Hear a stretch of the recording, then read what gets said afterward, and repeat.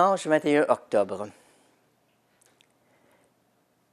Du livre du prophète Isaïe. Broyé par la souffrance, le serviteur a plu au Seigneur.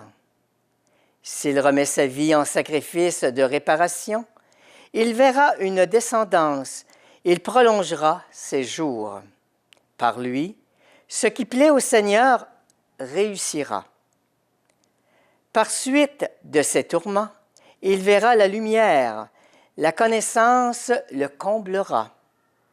Le juste, mon serviteur, justifiera la multitude, il se chargera de leurs fautes. De la lettre aux Hébreux.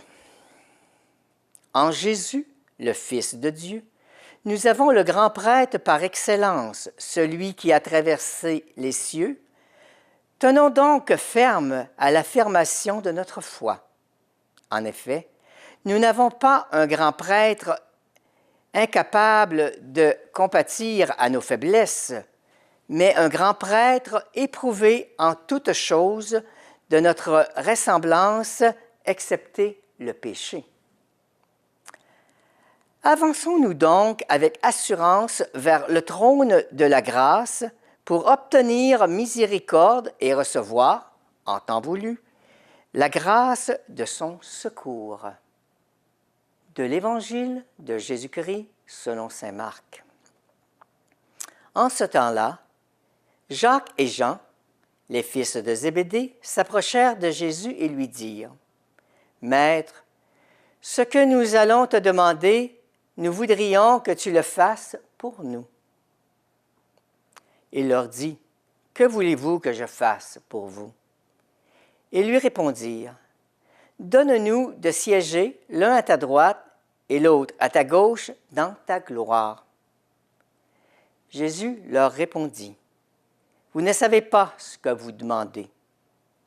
Pouvez-vous boire la coupe que je vais boire, être baptisé du baptême dans lequel je vais être plongé? » Ils lui dirent : « Nous le pouvons. » Jésus leur dit : « La coupe que je vais boire, vous la boirez, et vous serez baptisés du baptême dans lequel je vais être plongé. Quant à siéger à ma droite ou à ma gauche, ce n'est pas à moi de l'accorder. Il y a ceux pour qui cela a été préparé. » Les 10 autres qui avaient entendu se mirent à s'indigner contre Jacques et Jean. Jésus les appela et leur dit : « Vous le savez, ceux que l'on regarde comme chefs des nations les commandent en maîtres. Les grands leur font sentir leur pouvoir. Parmi vous, il ne doit pas être ainsi. Celui qui veut devenir grand parmi vous sera votre serviteur. Celui qui veut être parmi vous le premier sera l'esclave de tous. Car le Fils de l'homme n'est pas venu pour être servi, mais pour servir et donner sa vie en rançon pour la multitude. »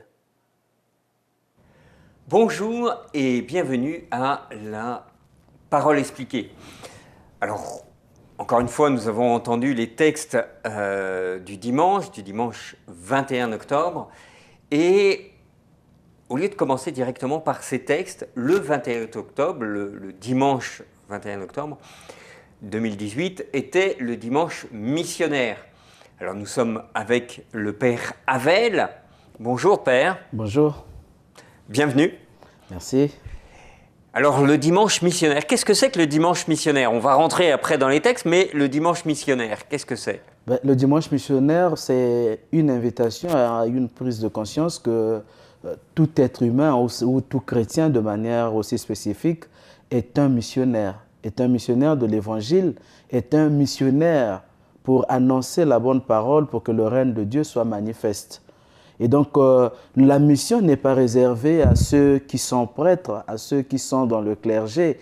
La mission ne peut pas être réduite à ceux-là. Et la mission ne peut pas être aussi réduite à aller au plus loin. Mais dans les espaces de notre vie, notre paroisse, notre famille est un espace où on peut déjà être missionnaire dans le sens du vécu, du témoignage, de l'annonce et du témoignage de la parole de Dieu, de l'Évangile. Oui, d'autant plus que dans le monde dans lequel on est, il nous arrive assez facilement de croiser des non-croyants, de croiser des gens qui n'ont pas la foi soit en Jésus-Christ, soit tout simplement n'ont pas de foi. On a toujours une foi quelque part, hein, ça peut être la foi en sa carte bleue, mais ce n'est pas tout à fait la même. Effectivement, le monde nous donne plus d'opportunités d'ailleurs pour aller à la rencontre, soit physiquement, soit à travers les médias. Le plus important, c'est de comprendre que lorsque l'on parle de la mission, ce n'est pas notre mission, mais c'est la mission de Jésus-Christ. Aller dans le monde entier, annoncer la parole de Dieu. La vraie question serait, qu'est-ce que annoncer la parole de Dieu? Annoncer la parole de Dieu, ce n'est certainement pas dans notre contexte de chrétiens catholiques, retenir les versets bibliques ou se mettre dans les stations de métro ou dans les rues en train de crier. Ça aurait été une forme d'annonce de la parole de Dieu comme l'a fait Jean-Baptiste. Mais de nos jours, aujourd'hui, annoncer la parole de Dieu, il faut juste se mettre à la tête que c'est dire le bien. C'est vivre des actes d'amour, c'est témoigner de Dieu au cœur de sa vie et au jour le jour. C'est-à-dire, à chaque fois que j'ai pris conscience que je dois dire une bonne parole à l'autre pour le réconforter, pour l'apaiser, pour l'orienter, je suis en train d'annoncer la parole de Dieu et de manifester le règne de Dieu ici sur terre, qui est un règne d'amour, de pardon, de tolérance et de paix. Et c'est là où la première lecture que nous avions écoutée aujourd'hui est très importante, parce qu'elle nous parle du prophète, le rôle du prophète. Effectivement, tous ceux qui ont été baptisés dans l'Église catholique le savent, ils ont été oints avec le Saint-Crème, cette huile qui est bénie par l'évêque le jeudi saint. Ils ont été oints prêtres, prophètes et rois. Prêtres pour annoncer la parole de Dieu, puisque nous parlons de la mission. Et donc, tout chrétien, tout baptisé est appelé à annoncer la parole de Dieu. Prophète, pour dénoncer les injustices, dire la vérité. C'est-à-dire, le chrétien ne saurait vivre dans un conformisme à l'égard de la société, mais il doit, comme le disait le texte de l'Hébreu passé, la parole de Dieu est intransigeante, elle prend position. Elle nous juge et juge les actes que nous posons. Et nous sommes des rois parce que nous sommes choisis par Dieu. Nous faisons partie de ses fils aimés, des fils élus et choisis. Et on a une certaine dignité de ce côté-là. Oui, alors juste le mot évangile d'ailleurs veut dire bonne nouvelle, hein. On l'oublie. Et donc, comme vous le disiez tout à l'heure, annoncer l'évangile, c'est annoncer des bonnes nouvelles. Effectivement, parfois on fait un anti-évangile, c'est-à-dire qu'on va s'amuser à critiquer son voisin. Non, l'évangile, c'est annoncer la bonne nouvelle. C'est vrai, on y passe beaucoup de temps, effectivement. Évangile et Evangelion, annoncer la bonne nouvelle, comme je le disais, c'est dire ce qui est bien, dire l'amour, témoigner de l'amour. On n'a pas à chercher des grands actes d'amour. Comme je le dis souvent, Dieu nous attend dans les petits actes de service dans le quotidien de notre vie. Celui qui a donné de l'eau à quelqu'un, bien évidemment, on est dans des contextes où ce n'est plus donner de l'eau, mais celui qui a prêté son oreille à quelqu'un qui veut être écouté, qui veut peut-être de quelqu'un pour lui rendre visite, pour discuter, est en train d'annoncer l'évangile et de manifester le règne de Dieu. Je dirais que c'est des actes très, très concrets. Ce n'est pas des actes... il ne suffit pas de faire un chèque pour une association qui est à l'autre bout du monde. C'est vraiment prendre de son temps, ouvrir à l'autre et pas régler une facture. C'est vrai que c'est déjà, comme je l'avais rencontré, des gens qui me rappelaient qu'ils donnaient à des associations pour ne pas être déduits des impôts. À Paris, des gens m'expliquaient ça comme ça. Bon, c'est déjà un début d'amour, mais qui doit aller plus loin dans la façon de ce que l'on attend et de penser, parce que faire déjà un chèque à une association écologique, à une association de vie, c'est déjà quelque chose qui apporte et qui sauve. La question, c'est maintenant de regarder au fond de nous quelle est la visée de notre acte et d'entrer réellement dans le don de soi. Parce qu'il ne s'agit pas de donner l'argent et de s'en débarrasser.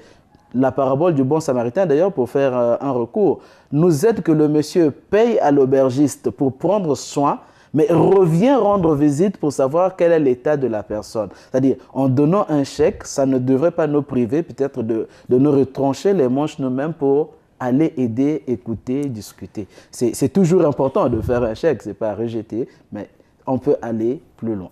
Alors justement, pour aller plus loin, peut-être la deuxième lecture nous aide aussi à avancer plus loin. Oui, la deuxième lecture nous parle donc du Christ comme grand prêtre. Et le Christ comme grand prêtre, ça vient nous aider à comprendre que à partir du Christ, le sacerdoce n'est plus héréditaire. Le sacerdoce n'étant plus héréditaire, tout prêtre, tout chrétien, comme je le disais, tout baptisé est un prêtre.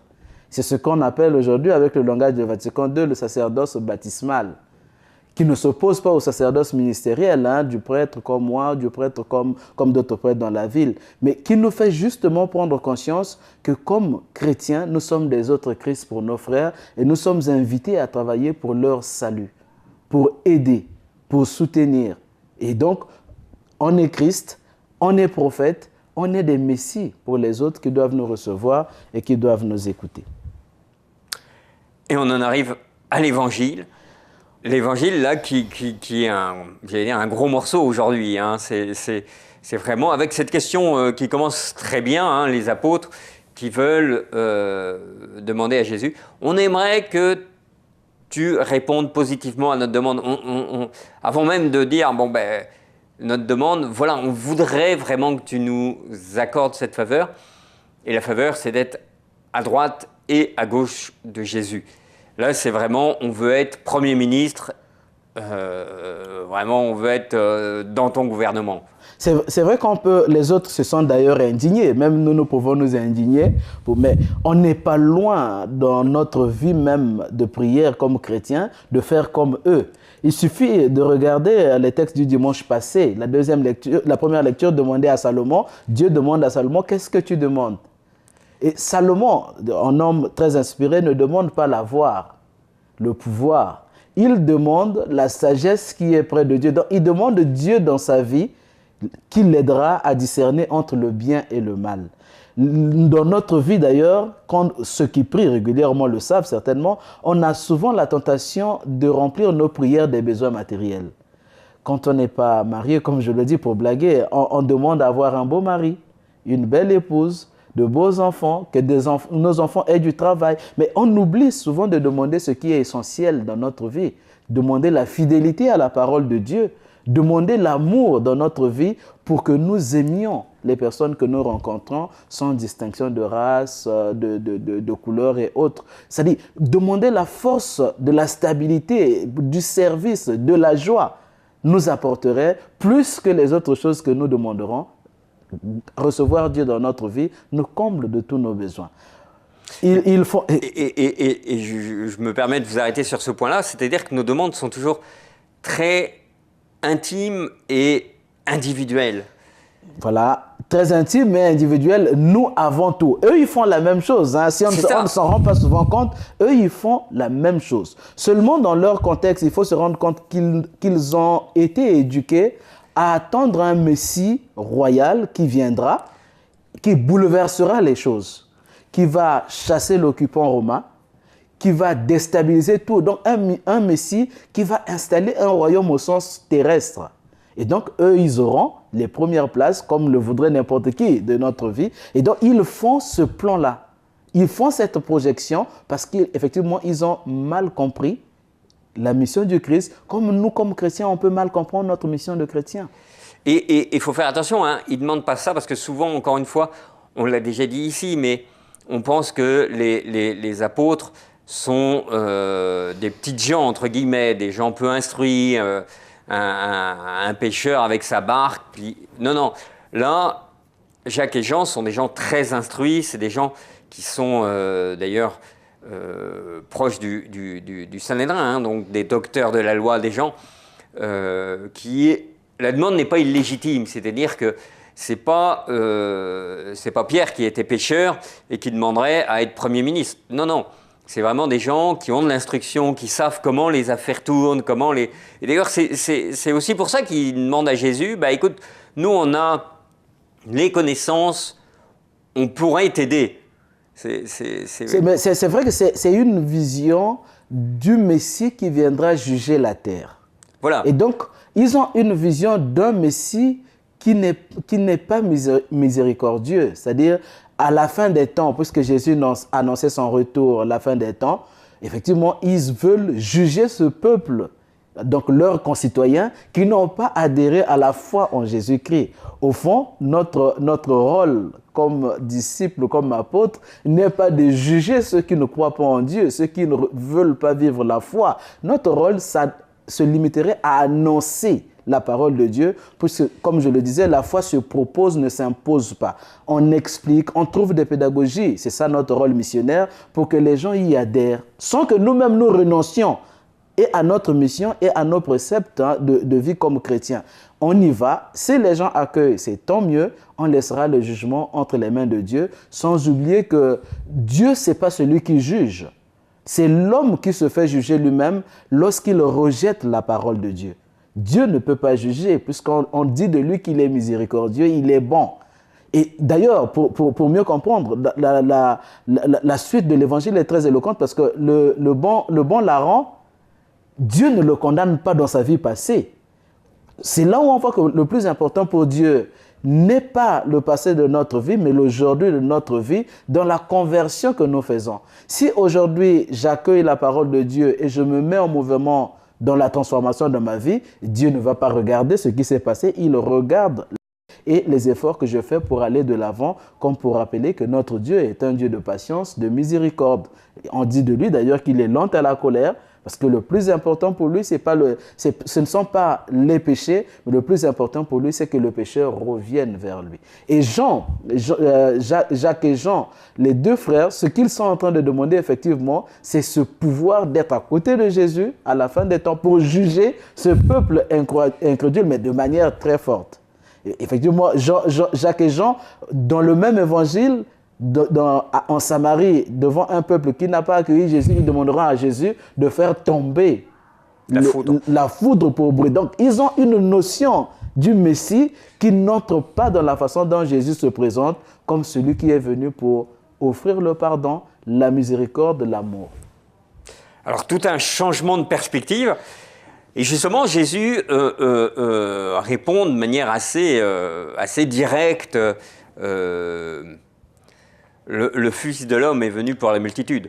Le Fils de l'homme est venu pour la multitude. Et Jésus rappelle ce que doit être la vie d'un chrétien. Et d'ailleurs, on a eu un contemporain qui est devenu le saint, Paul VI, qui disait que notre monde a beaucoup plus besoin de serviteurs que de maîtres. C'est-à-dire, celui qui veut être à la suite du Christ comme il le dit lui-même, il n'est pas là pour chercher les honneurs, la gloire, mais il est là de telle sorte qu'à travers le ministère qu'il a de prêtre, les responsabilités que nous avions dans les églises, dans nos paroisses, soient des responsabilités de service. Pas de jugement, pas de pouvoir pour oppresser, mais le chrétien, c'est un homme de service. Il doit se caractériser par le service, par le service, non pas pour attendre qu'on le lui demande, mais toujours être prêt à voir où est-ce qu'on a besoin du service, où est-ce qu'on a besoin d'aide, qu'est-ce que je peux faire pour soulager la misère de mes frères et sœurs. Et donc là, Jésus est là pour la multitude, donc en opposition à l'individualisme des autres, et puis il est là pour donner sa vie. Il est là pour donner sa vie. Effectivement, c'est le sens de la croix que tous les disciples ne comprennent pas. Hein, parce que quand ils viennent en masse à la suite du Christ, ils rêvent effectivement à avoir le pouvoir, à être des privilégiés. Ils ont carrément oublié que la vie chrétienne, la suite du Christ, c'est aussi le sacrifice. La suite du Christ, c'est aussi la croix. Enlever la croix dans la vie chrétienne, ça ne sera plus la vie à la suite du Christ. Parce que le chrétien, il porte la croix comme signe du salut. Ce n'est pas que nous choisissons des misères pour des misères. Le chrétien, ce n'est pas un masochiste. Hein. Le chrétien choisit la croix comme signe de don de vie. C'est-à-dire, tous les gestes que nous opérons dans notre vie sont des gestes de don de nous-mêmes. Notre vie doit toujours être une vie donnée, mais donnée pour que les autres aient la vie. C'est ça l'annonce du règne de Dieu. Hein. Le règne de Dieu, comme je le disais très souvent on l'oublie ou on n'écoute plus. Quand on récite le Notre Père, qui est l'idéal de la prière que Jésus nous donne, hein, que ton règne vienne. Demander le règne de Dieu, c'est prendre conscience que le règne de Dieu commence avec moi.